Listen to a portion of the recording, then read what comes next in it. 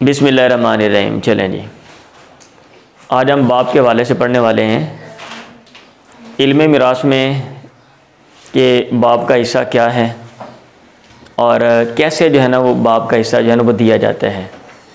आया एक हिस्सा है या एक से ज़्यादा हिस्से हैं, और उसको जो हिस्से दिए गए हैं वो कहाँ से दिए गए हैं। दोनों मेथड हम पढ़ेंगे कि हमारे जी किताब के मुताबिक हमने इसको कैसे हल करना है, और जो लोग ऐसे नहीं जदीद रियाजी पढ़ते हैं तो वो उनको कैसे हल करना चाहिए, क्योंकि वो एक मेथड से वो काम कर रहे होते हैं। अगर हम ये उनको बताते हैं तो वो परेशान हो जाते हैं, या बहुत से लोग जो है ना वो सुनते हैं। तो ये भी हम देखेंगे।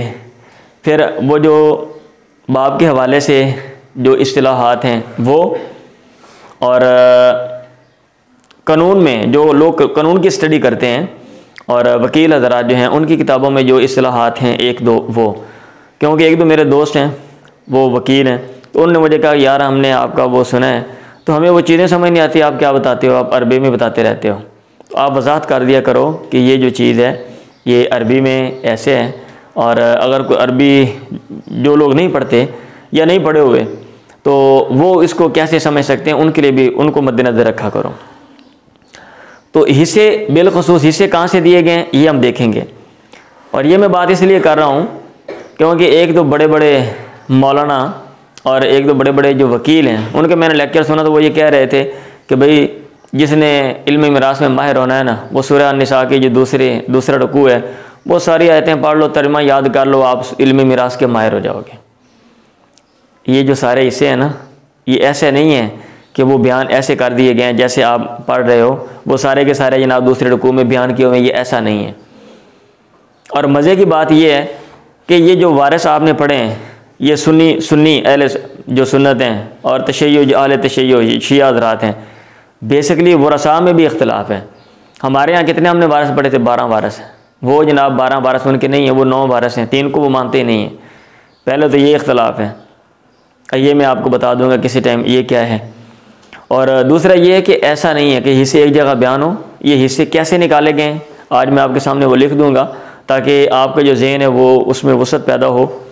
और इनके जो दलाइल हैं, हिस्सों के जो दलाइल हैं, कोई बंदा आपसे पूछता है कि क्यों कहाँ पे, तो फिर आप उसको वजाहत कर सकें, एक्सप्लेन कर सकें कि ये हिस्से कहाँ से लिए गए और कैसे लिए गए। ठीक है मैं यहाँ पे लिखता जाता हूँ, आप साथ साथ नोट कर लें। जो बाप है, बाप उसके 3 हिस्से होते हैं। उसके कितने हिस्से होते हैं? 3। या तो उसको छठा हिस्सा दिया जाता है, और या उसको छठा हिस्सा और उसके साथ जो बचा हुआ है वो हिस्सा दिया जाता है, और या फिर उसको सिर्फ बचा हुआ माल जो है ना वो मिलता है। सुदुस का माना होता है छठा हिस्सा, सुदुस का माना छठा हिस्सा, और सुदुस मा तासीब का मतलब ये है कि छठा हिस्सा भी देना है, और छठा हिस्सा देने के बाद आपने बाकी वारसों को हिस्सा देना है।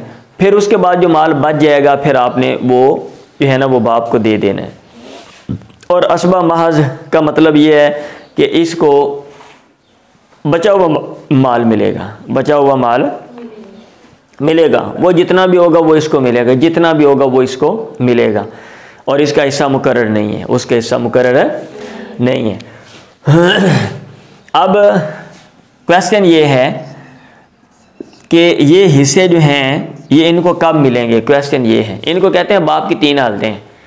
आपने कैसे याद करना है? आपने याद करना है कि बाप की 3 हालतें हैं, सुदुस, सुदुस मा तासीब, असबा महज। सुदुस छठा हिस्सा, सुदुस मा तासीब छठा हिस्सा प्लस बचा हुआ माल, असबा महज बचा हुआ माल। ठीक है। अब सुदुस ये कब मिलेगा? जब वलद औलाद हो मुज़क्कर। वलद का लफ्ज़ औलाद के लिए आता है ना, वलद मुज़क्कर, औलाद मुज़क्कर हो। और सुदुस मा तासीब कब मिलेगा? सिर्फ वलद मुअन्नस, सिर्फ मुअन्नस औलाद हो। अगर सिर्फ मुअन्नस औलाद है तो फिर बाप को आप क्या देंगे, छठा हिस्सा देंगे और बचा हुआ माल भी आप उसको देंगे। और असबा महज ये कब होता है, अदम वलद, औलाद ना हो, अदम वलद औलाद ना हो। अब आप मुझे ये कहेंगे कि यहाँ पे वलद का जो लफ्ज़ है वो क्यों लिखा, वलद का लफ्ज़ क्यों लिखा, ऐसा क्यों नहीं कहा कि भाई फ़लाँ बेटा हो या फ़लाँ हो ये वो, क्योंकि जब वलद का लफ्ज़ बोला है ना तो वलद में बेटा भी आ जाता है और पोता भी आ जाता है, पड़पोता भी आ जाता है, यानी नीचे वाले जो भी सिलसिला है ना, सिलसिले में जो भी मुज़क्कर लोग हैं वो सारे आ जाते हैं। तो वलद में इधर इबन और इब्नुल इबन और इब्नुल इबन का इबन, ये सारे आ जाते हैं। तो इसलिए जो वलद है ना वो लिख दिया है, ये नहीं कहा कि यहाँ पे इबन और यहाँ पे बिंत और यहाँ पे दोनों ना हो, ये नहीं कहा। बात समझ आ रही है? हाँ जी। पहले मैं पढ़ाता था तो मैं क्या करता था, यहाँ पे मैं इबन लिख देता था, यहाँ पे सिर्फ बिंत और यहाँ पे दोनों। फिर मुझे एक्सप्लेन करना पड़ता था भाई इबन से मुराद पोता भी है पड़पोता भी है। तो यहाँ पे मैंने जस्ट वलद का लफ्ज़ लगा दिया, मुज़क्कर औलाद हो। अब मुज़क्कर औलाद में बेटा पोता ये सारे आ जाते हैं ना, ये पूरा सिलसिला है। अब हिस्सा प्रैक्टिस हम करते हैं, देखते हैं, तो फिर आपको बात समझ आ जाएगी कैसे। अब ये देखें, एक बंदा फौत होता है और वो बाप छोड़ता है और इबन छोड़ता है, ठीक है।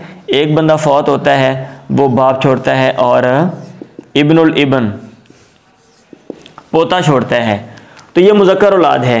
ये क्या है? मुज़क्कर औलाद है। एक बंदा फौत होता है और वो इबन छोड़ता है और बिंत और साथ जो अब है वो छोड़ता है। इधर भी मुज़क्कर औलाद है, इधर भी मुज़क्कर औलाद है, इधर भी मुज़क्कर औलाद है, ठीक है। इधर मुअन्नस नहीं है, इधर साथ मुअन्नस भी है। अब आपने यहाँ पे देखना क्या है, अगर मुज़क्कर औलाद है तो आपने छठा हिस्सा बाप को दे देना है। यहाँ भी छठा हिस्सा हम दे देते हैं और यहाँ भी छठा हिस्सा हम दे देते हैं और यहाँ भी छठा हिस्सा हम दे देते हैं। बेटा क्या होता है? असबा। आपको मैंने बताया हुआ बेटा क्या होता है? असबा। तो असबा का मतलब बचा हुआ देंगे और बेटा बेटी को असबा बना देता है, ये भी असबा। और जो पोता होता है बेटे की तरह वो भी असबा। अब माल तकसीम करना है तो मसला बनाएंगे। मसला बनाने के जो उसूल हैं वो उसूल नंबर 1 लगेगा, उसूल नंबर 1 लगेगा। आप मसला 6 से बनाएंगे, छठा हिस्सा 1 इसको दे देंगे और जो बाकी 5 हैं वो इसको दे देंगे। और ये मसला भी आप 6 से बनाएंगे, छठा हिस्सा इसको दे देंगे और 5 इसको दे देंगे। और ये वाला मसला भी आप 6 से बनाएंगे, छठा हिस्सा आप इसको दे देंगे और 5 इनको दे देंगे। बात समझ आ रही है? तो ये बाप की पहली हालत है। अब जो दूसरी हालत है वो ये है, देखें, अब और बिंत। ये जो वलद मुअन्नस है ना, वलद मुअन्नस है, इसमें ये देखें, इधर मैंने एक्सप्लेन किया था, यहाँ रह गया। इसमें बेटी आती है और पोती आती है और पड़पोती आती है और नीचे, बात समझ आ रही है? बेटे की बेटी, पोते की बेटी, पड़पोते की बेटी, वो सारी इसमें आ जाती हैं। नहीं अदरवाइज मुझे फिर सारे लिखने पड़ने थे भाई, ये वाले हैं। अब इसमें एक बंदा फौत होता है और अपना बाप छोड़ता है और वो बेटी छोड़ता है, या एक बंदा फौत होता है और वो इबन छोड़ता है और बेटे की बेटी वो पोती छोड़ता है। तो बेटी को क्या देते हैं? निस्फ। आपको मैंने बताया था, याद है? मैंने कहा 1-2 वारिस हैं, उनके जो हिस्से हैं आप पहले याद कर लो, क्योंकि उनको हमें साथ लगाना पड़ेगा, हमारी मजबूरी है। अगर हम उनको लगाते नहीं हैं तो फिर मैं इसको एक्सप्लेन कैसे करूँगा। तो अब यहाँ पे सिर्फ मुअन्नस औलाद है, इस मसले में सिर्फ मुअन्नस औलाद है। तो आप कितना हिस्सा देंगे? छठा हिस्सा देंगे और साथ जो बचा हुआ है सुदुस मातसीब। और यहाँ भी जो पोती है इसको भी आधा ही मिलता है, हम इसको निसफ देंगे और जो बाप है उसको छठा हिस्सा और जो साथ बचा हुआ वो हमने इसको देना है, ठीक है। अब आपने मसला बनाना है अब आपने मसला बनाना है।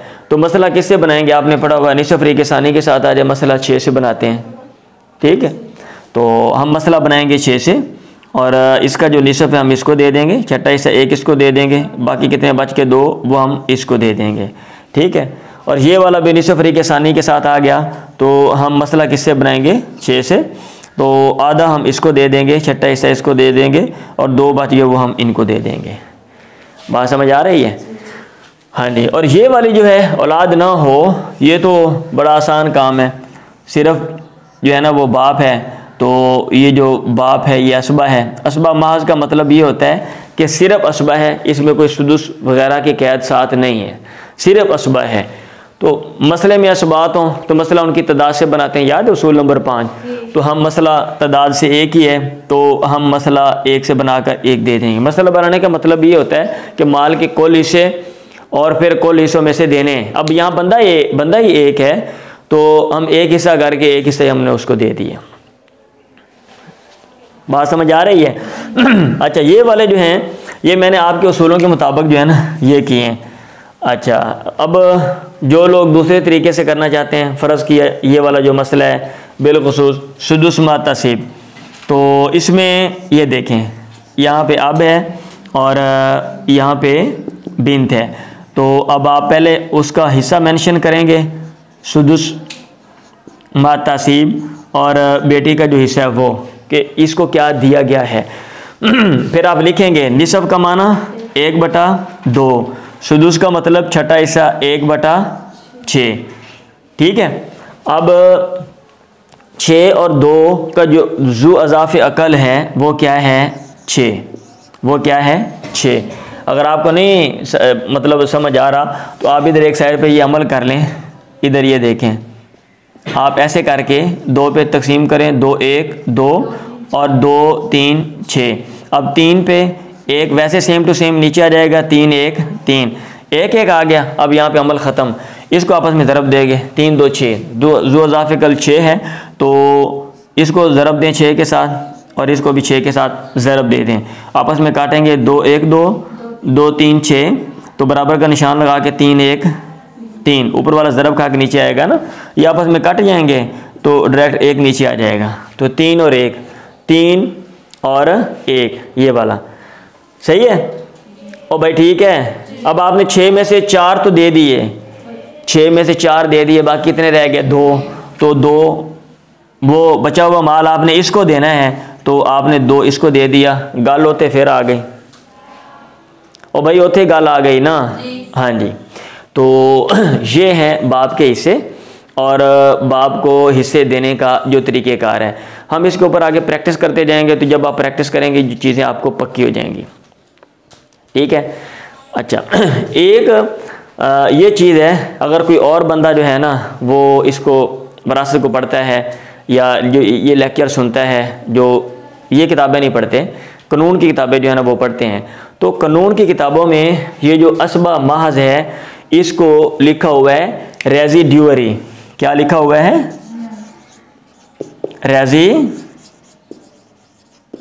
रेजिड्यूअरी। ठीक है, और ये जो सुदुस वाला है इसको वो कहते हैं शेरर। शेरर का माना होता है हिस्से वाला। शेरर का क्या माना होता है? हिस्से वाला। जुल्फरज, जुल्फरज की जमा आती है जवील फरोज। आपने कहा, आपने क्या पढ़ा था? वो रसा कितने तरह के हैं? 3 तरह के हैं, जवील फरोज, असबात, जवील अरहाम। जवील फरोज जिनके हिस्से मुकर्रर हैं, तो इंग्लिश में उसका क्या लिखा हुआ है? शेरर, शेरर्स हिस्सों वाले, रेजिड्यूअरी बाकी हिस्सा लेने वाले। तो बाकी हिस्सा लेने वाले कौन है? असबात हैं। ठीक है, अब जब उन किताबों में जब हिस्से बयान होते हैं ना जो लोग कानून पढ़ते हैं, ये भाई मेरे कुलीग हैं, मैं दोबारा बोल रहा हूँ, उन्होंने मुझे कहा यार आप एक्सप्लेन कर दिया करो, तो मैं भी सुनता हूँ ताकि मैं भी सीख जाऊँ। इसलिए मैंने कहा चलें, आपका भी फ़ायदा है उनका भी फ़ायदा है, क्योंकि आपको भी पता चल रहा है। अगर आप कोई लेक्चर किसी वकील का सुनते हैं इनहेरिटेंस लॉ पे, वरासत पे, तो आपको चीज़ें समझ आएंगी। ठीक है, अब वो क्या कहेंगे? अब वो कहेंगे जो फादर होता है या तो वो शेरर होता है और या रेजिड्यूरी होता है। शेरर का माना जवील फरज, रेजिड्यूरी का माना ठीक है। फिर जब शेरर होगा तो उसको या तो 1/6 मिलेगा या 1/6 प्लस समथिंग एल्स मिलेगा, ठीक है। और जब रेजिड्यूरी होगा प्योर रेजिड्यूरी, फिर उसको बचा हुआ माल ही मिलेगा। बात एक ही है जो मैंने पहले बोल दी है, ठीक है। अब वो लोग भी हैं, उनको ये इस्तिलाहात भी इधर ये पढ़नी चाहिए, समझनी चाहिए। कितनी इस्तिलाहात हैं बताएं, कितने ज़्यादा अल्फाज हैं। 6 लफ्ज़ ने चुगे चो, निसब, रुबो, सुमन, सुलुस, सुलुसान, सुदुस। निसब आधा, रुबो चौथा, सुमन 8वां, सुलुस तीसरा, ये तो हम इस्तेमाल भी करते हैं, सुलुसान 2 तीसरे, सुदुस छठा। बात समझ आ गई है? हाँ जी, तो इतना से याद कर लें भी, क्योंकि ये चीज़ें उनको मज़हब की किताबों में जब स्टडी करेंगे कुरान में तो उधर ये हिस्से लिखे हुए हैं, ठीक है। और आप लोग अगर किसी मतलब है किसी वकील से जो कानून का मुताला करते हैं वो सुनोगे तो इंग्लिश में सुनोगे, आपने परेशान नहीं हो जाना, यार वो कह रहा है शेरर, आपने कहना है ये शेरर केड़ा बंदा है।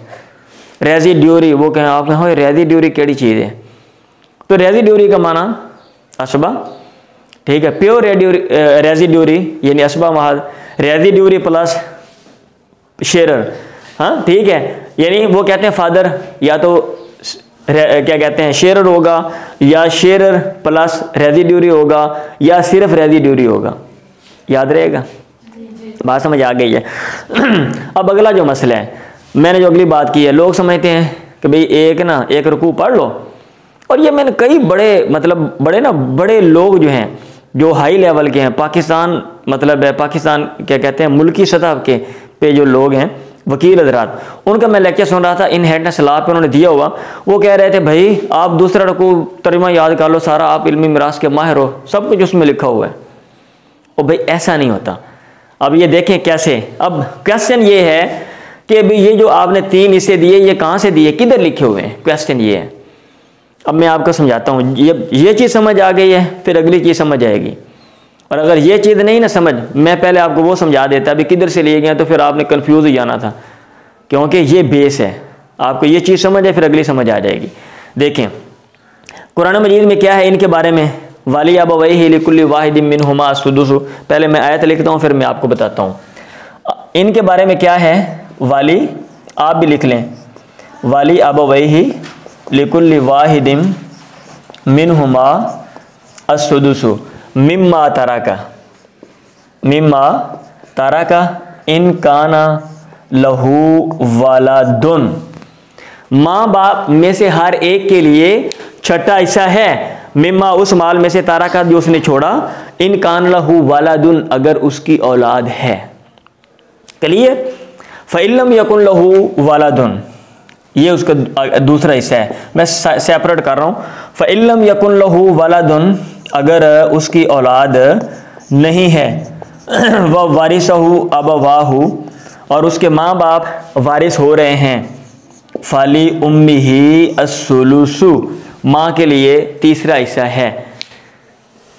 अब माँ बाप की जो विरासत बयान है, सुने फादर की हम बात कर रहे हैं, वो इसके अंदर बयान है। अब इसमें से ये कहाँ से है, सुदुस, सुदुसमत, तसीब, असमाद, ये किधर से आ गया बताओ, निकाल के दो मुझे इसमें से। ठीक है भाई, ये पढ़ने से आपको ये चीज़ समझ आ रही है? नहीं आ रही, आती नहीं है। अब इसके साथ एक और हदीस है, और वो हदीस क्या है, वो हदीस है, ये मैं यहाँ पे लिख देता हूँ, और वो ये हदीस है अलहिकु अलफराइदा बि अहलिहा, हिस्सों को हिस्सों वालों के साथ मिलाओ, हिस्से वालों को दो। अलहिकुल फराइदा बि अहलिहा फमा अबकत हु फाली औला राजुलिन ज़ाकरिन, जो बाकी वो छोड़ दें, हिस्से वालों को दो, जो वो बाकी छोड़ दें, फली औला राजुलिन ज़ाकरिन, जो करीबी मुज़क्कर है उसको दे दो, जो करीबी मुज़क्कर है उसको दे दो। अब ये एक हदीस है। अब ये जो हदीस है, जब आपने इसके साथ मिलाई, ततब्बो छानबीन की, और आपने मिसालें लिखी, आपने क्या किया, मिसालें लिखी, तो फिर भाई ये सूरत सामने आई। कैसे, ये देखें। अब आपने पहले बाप, इधर क्या था, इबन, माँ बाप, उनमें से हर एक का छठा हिस्सा। अब ये देखना, वलिया बवही लिकुल्लि वाहिदिन मिनहुमा अस्सुदुसु इन कान लहू वलदुन, अगर वलद है, अगर वलद है, अगर वलद है, यहाँ पे वलद है। वलद में एक क्वेश्चन है, मैं आपको भी बताऊंगा, मुझे याद कराना, मैं भूलना, जो मुझे ज़हन में बात आ गई है। वलद है यहाँ पे, भाई वलद है, तो बाप को क्या देंगे? सुदुस। और ये होता है हमेशा असबा, आपको मैंने बोला हुआ है। आपने मसला बनाया 6 से, इसको छठा हिस्सा, इसको 5 दे दिए, अभी हमने ऐसे ही हल किया था। अच्छा यहाँ पे देखें अब, और यहाँ पे वलद है, और भाई वलद है ना, ये कह नहीं भी ये वलद ही है, बेटी भी वलद है भाई। हाँ ये चाइना से तो नहीं बनवाई हुई, ये भी वलद में से है। हाँ जी वो ऐसे कर रहे भी वलद नहीं, हो सकता है मुस्तकबिल में चाइना से लोग मंगवाएं, लेकिन अभी फिलहाल नहीं। ये देखें, इसको हम देंगे छठा हिस्सा। ओ भाई माँ बाप में से हर एक के लिए छठा हिस्सा। इन कान लहू वलदुन, अगर वलद हो तो यहाँ पे वलद है। अब बेटी को हमने उसका हिस्सा दे दिया, आधा हिस्सा, वो सेपरेट बयान है, बेटी का हिस्सा अलग बयान है, उधर ही है। जब बेटी के बारे में बात करेंगे मैं आपको निकाल के दे दूंगा। अब आपने माल के हिस्से किए कितने? 6, छठा हिस्सा आपने इसको दिया 3, बाकी कितना बच गया? 2 बच गया ना। तो नीचे हदीस में क्या लिखा हुआ है? अलहिकुल फराइदा बि अहलिहा, हिस्से वालों को दे दो। आपने हिस्से वालों को दे दिए। फमा अबका, तो जो बाकी छोड़ दें, फली औला रजुलिन ज़करिन, तो करीबी मुज़क्कर को दे दो। तो अब करीबी मुज़क्कर यहाँ पे कौन है? फादर। तो जब बेटी के साथ आता है ना, बेटी के साथ आता है तो फिर माल बढ़ जाता है। एक नहीं, एक से ज़्यादा भी हो फिर भी माल बढ़ जाता है, क्योंकि एक से ज़्यादा सुलुसान आएगा। ये देखें, जैसे ये वाली मिसाल है, बाप है और 2 बिन्त हैं, तो आप इसको सुदुस देंगे और इनको आप सुलुसान देंगे, और माल के 6 हिस्से करके छठा हिस्सा आप इसको देंगे, और इसको 2 जमा 2 बराबर 4 इब्तिदा में, इसलिए मैं बार बार लिखता हूँ सुलुसान तीसरा हिस्सा डबल करके 4 और 1 5, फिर भी बच गया। अब यहाँ भी बच जाता है, यहाँ भी बच जाता है, इसलिए वो कहते हैं अगर सिर्फ मुअन्नस औलाद हो तो वो सुदुस मा तसीब देंगे। ठीक है। हाँ जी, कई लोगों ने वैसे मुझे भी पूछा ना, मुझे कहा वैसे भी कई दफ़ा ऐसे हुआ, मुझे कहा आप बयान करते हो यार ये 3 हैं, ये किताबों में ये किधर से आ गई हैं? तो भाई ततब्बो सब चीज़ें देकर मिला के फिर उलमा ने ये जो है ना, ये इल्म मिरास और ये जो किताब है और ये फ़न की बातें ये सारी लिखी हुई हैं। अब ये नहीं है कि एक रुकू पढ़ लो जी, हाँ वो लोग सारे पागल ने जो 10-10 20-20 साल से जो वो काम करते हैं, किताबें पढ़ते हैं बड़ी हाई लेवल की बड़े असाज़ा के पास, हाँ वो पढ़ने के बाद वहाँ पे पहुँचते हैं, और आप लोग एक रुकू पढ़ लो चलो जी, जैसा ही ख़राब करने वाली बात है। तबसरा मैं आगे करने वाला था, लेकिन बात कहीं और निकल जाने, टाइम आपका ख़त्म है, आगे मैं बताता हूँ। अच्छा, अब मसला ये है कि इन कान लहू वलदुन, ये वलद का लफ्ज़ इधर आ गया है ना, तो वलद में आपने कहा सिर्फ बेटे पोते और बेटियां पोतियां हैं, तो नवासे और नवासियां उनको आपने क्यों निकाल रहे हो? नवासे और नवासियों को क्यों निकाल रहे हो? ठीक है, ये बहुत आम क्वेश्चन है कि भाई आप कहते हो नवासे नवासियां इसमें नहीं है, इधर तो है वलद। तो वो कहते हैं, लिखा हुआ है, एक तो अहले इल्म का इजमा है, इस पे अहले इल्म का इजमा है, और दूसरी चीज़ ये है कि ये जो इजमा का मतलब किसी ने इख्तलाफ नहीं किया कि भाई नहीं वो भी इसमें आ जाती हैं, पहली बात। दूसरी चीज़ ये कि उर्फ़ में जो फैमिली होती है ना, घर में रह रही होती है, अपने घर की औलाद में वो शुमार होती है। और जो औरत की शादी, हमारे यहाँ कल्चर ये है कि औरत शादी जब होती है औरत लड़के के घर जाती है, तो अब उधर जो औलाद होती है वो उनकी तरह मनसूब होती है, वो फलाने ख़ानदान का है। ठीक है, वो ख़ानदान चेंज हो जाता है, समझ आ रही है? हाँ, ऐसा नहीं है कि वो लड़का जो है वो इधर आ गया है। तो इसलिए इस ख़ानदान में जो लोग हैं वो बेटा मतलब है और पोता, और जो है ना बेटा पोता इधर हैं, इसलिए इनको काउंट करते हैं, उनको निकाल देते हैं। और इसके ऊपर जो है ना वो शेर भी वो बताते हैं। वो शेर क्या है, मैं इधर पढ़ देता हूँ। शायर ने लिखा हुआ है, बनूना बनु अबना इना, बनूना बनु अबना इना व बनातुना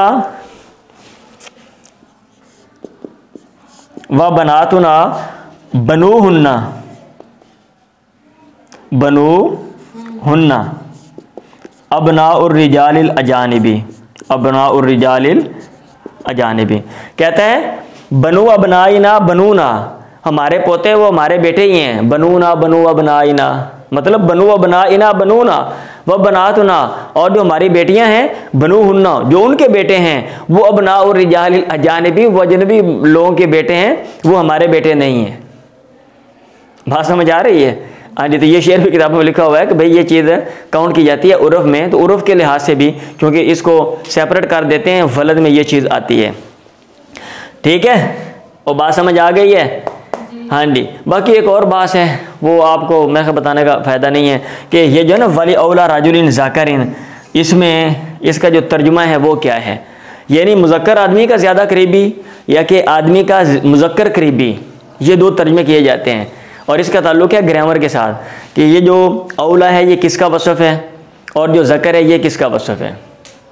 ठीक है, क्योंकि आप मुज़क्कर आदमी कह रहे हो, हर आदमी मुज़क्कर ही होता है। ये नहीं है कि वो चाचा वो फलाना मुअन्नस है, ठीक है, ताया अब्बा मेरा मुज़क्कर है, ऐसा नहीं होता। जब आपने बंदा कह दिया तो इसका मतलब मुज़क्कर है, वो आपने एक जीनस उसको बना दिया, काउंट कर दिया। तो ये एक सेपरेट बात है, इसके ऊपर काफ़ी लिखा हुआ है, वो जो मैंने किताबों की स्टडी की है ना उसमें। तो बहरहाल वो मैं छोड़ता हूँ, आप जाके देख लीजिएगा तफासिर में कि इसमें वो औला को किसके साथ मिलाते हैं और ये जो ज़कर का लफ्ज़ है इसको किसके साथ मिलाते हैं, याद रहेगा। तो आज हमने क्या पढ़ा? आज हमने बाप के बारे में पढ़ा कि बाप जो है उसको 3 हिस्से दिए जाते हैं, जिसको बाप की 3 हालतें कहा जाता है, सुदुस, सुदुस मा तासीब और असबा माल, छठा हिस्सा और छठा हिस्सा और बचा हुआ, और या फिर सिर्फ जो है ना वो बचा हुआ माल उसको दिया जाता है।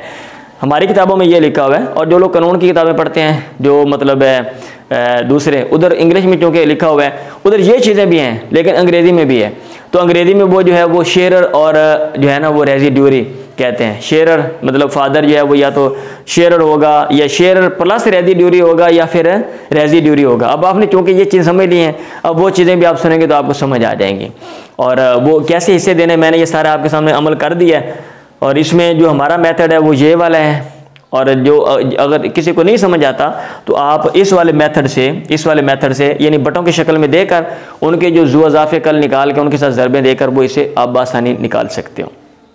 और ये इसे कहाँ से लिए गए? ये यहाँ से लिए गए, कुरान मजीद की आयात हैं और अहादीस हैं, दोनों को कंबाइन किया और कंबाइन करके जो नतीजा निकला, जो चीज़ जो कंक्लूजन है, ठीक है, वो जो आउटकम है वो इस शक्ल में और किताबों में जो है ना वो बयान किया हुआ है। मैं उम्मीद करता हूँ कोई ना कुछ आपको समझ आ गया होगा।